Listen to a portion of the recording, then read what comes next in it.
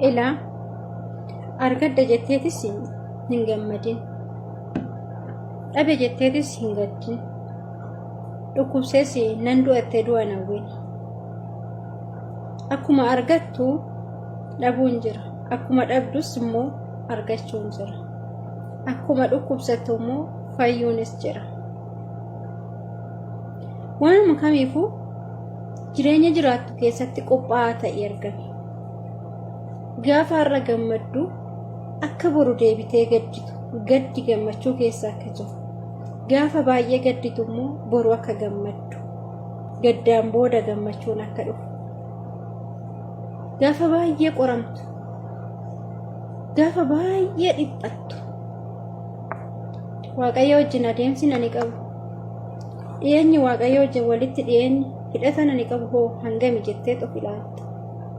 Namoonni baay'een uumaa ofii yookiin Waaqayyo ofii kan gizee kan hin beekne, kan hin kadhanne gaafa dhukkubsatan, gaafa dhiphatan, gaafa rakkatan bakka hin jirre waan hin jirre walitti qabaniiti yaa Waaqa na fayyisi, yaa Waaqa akkas naa godhi jedhu.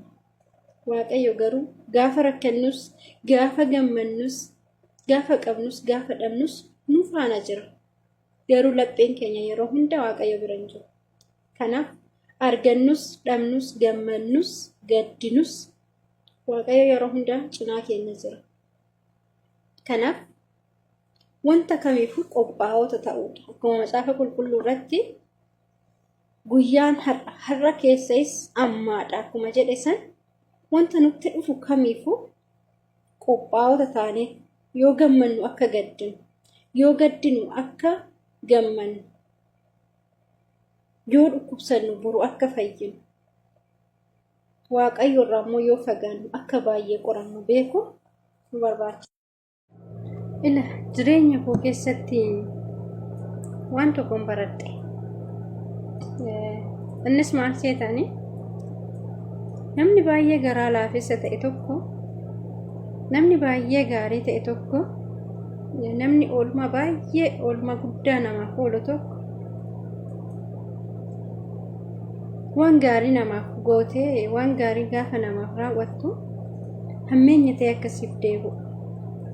Namni baay'ee jaalattu, namni ati iddoo guddaatti eegdu, namni boru namni kun nama kooti jettu akka iddoo xiqqaatti si eegu,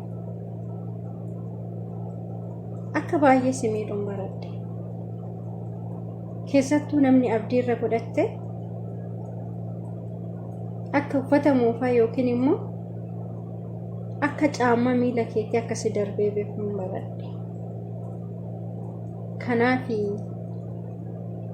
gaarii yoo goote gaarii namarraan eeggati.